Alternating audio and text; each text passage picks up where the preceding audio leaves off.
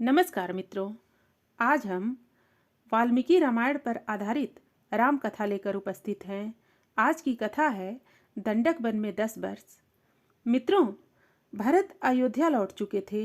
नगरवासी भी। सेना धूल उड़ाती हुई वापस जा चुकी थी। कोलाहल थम गया था। 2 दिन बाद चित्रकूट की परिचित शांति लौट आई थी। पक्षियों की चहचहाहट फिर सुनाई पड़ने लगी थी। हिरण कुलांचे भरते हुए बाहर निकल आए थे। राम पर्णकुटी के बाहर एक शिलाखंड पर बैठे थे, एकदम अकेले, विचार मग्न, कुछ सोचते हुए। चित्रकूट अयोध्या से केवल 4 दिन की दूरी पर था। लोगों का आना जाना लगा रहता।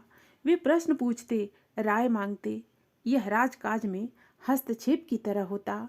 चित्रकूट सुंदर सुरम्य था, शांत था, पर राम वहां से दूर चले जाना चाहते थे। उन्होंने मन बना लिया चित्रकूट में न ठहरने का। इसका एक और कारण था, वहां रहकर तपस्या करने वाले ऋषि मुनियों का निर्णय। राम लक्ष्मण ने उस वन से राक्षसों का सफाया कर दिया था। अब तपस्या में कोई बाधा नहीं थी, लेकिन मुनिगण वन छोड़ना चाहते थे। कुछ राक्षस मायावी थे, जब तब आ धमकते थे, यज्ञ में बाधा डालते थे। तीनों बनवासी मुनि अत्रि से विदा लेकर चल पड़े। दंडक वन की ओर चित्रकूट छोड़ दिया। दंडकारण्य घना था, पशु पक्षियों और वनस्पतियों से परिपूर्ण। इस वन में अनेक तपस्वियों के आश्रम थे, लेकिन राक्षस भी कम नहीं थे। वे ऋषि मुनियों को कष्ट देते थे, अनुष्ठानों में विघ्न डालकर। राम को देखकर मुनिगण बहुत प्रसन्न हुए। मुनियों ने राम का स्वागत करते हुए कहा, आप उन दुष्ट मायावी राक्षसों से हमारी रक्षा करें, आश्रमों को अपवित्र होने से बचाएं। सीता दैत्यों के संहार के संबंध में दूसरी तरह सोच रही थीं। वे चाहती थीं कि राम अकारण राक्षसों का वध न करें, उन्हें न मारें जिन्होंने उनका कोई अहित नहीं किया है। राम ने उन्हें समझाया, सीते, राक्षसों का विनाश ही उचित है।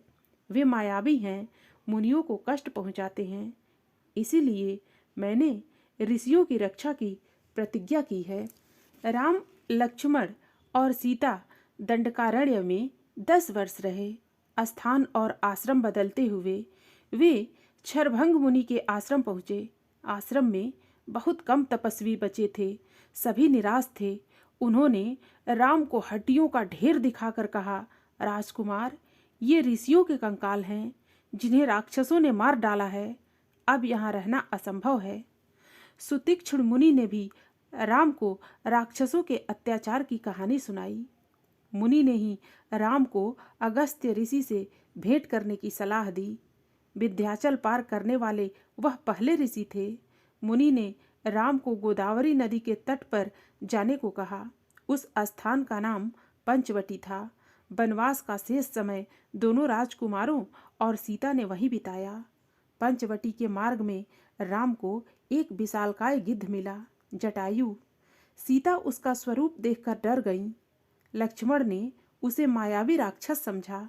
वे धनुष उठा ही रहे थे कि जटायु ने कहा, हे राजन, मुझसे डरो मत।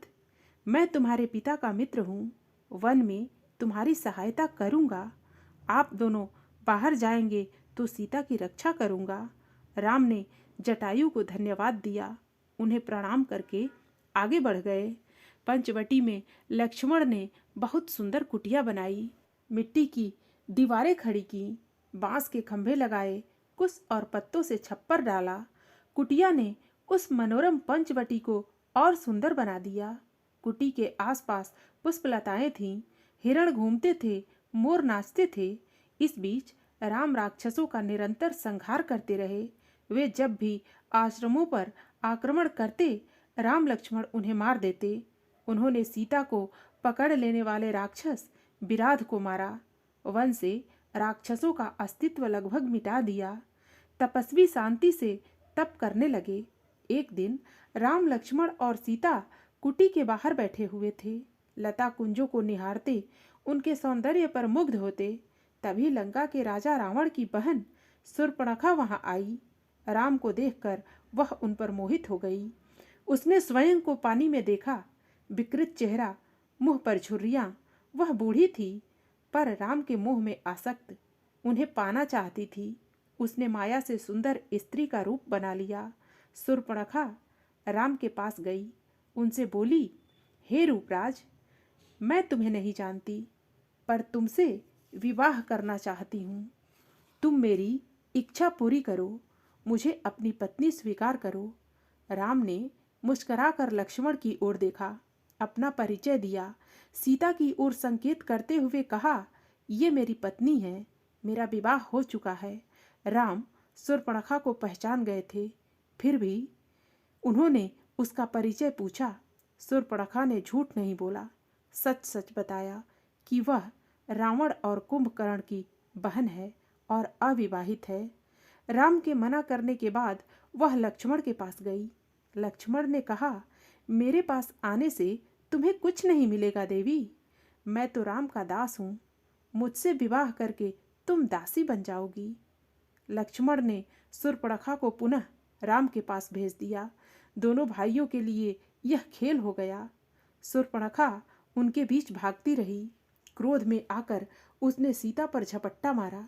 सोचा कि राम इसी के कारण विवाह नहीं कर रहे हैं। लक्ष्मण तत्काल उठ खड़े हुए, तलवार खींची और उसके नाक कान काट लिए। खून से लथपथ शूर्पणखा वहां से रोती बिलखती भागी अपने भाई खर और दूसर के पास। वे उसके सौतेले भाई थे, उसी वन में रहते थे। शूर्पणखा की दशा देखकर खरदूषण के क्रोध की सीमा न रही। उन्होंने तत्काल 14 राक्षस भेजे। शूर्पणखा उनके साथ गई। राम जानते थे कि राक्षस बदला लेने अवश्य आएंगे। वे तैयार थे। सीता को उन्होंने सुरक्षित स्थान पर भेज दिया, लक्ष्मण के साथ। राक्षस राम के सामने नहीं टिक सके।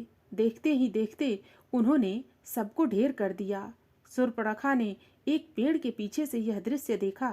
राम के पराक्रम से वह चकित थी। उसका मोह और बढ़ गया, साथ ही क्रोध भी बढ़ा। वह फुफकारती हुई खरदूषण के पास लौटी।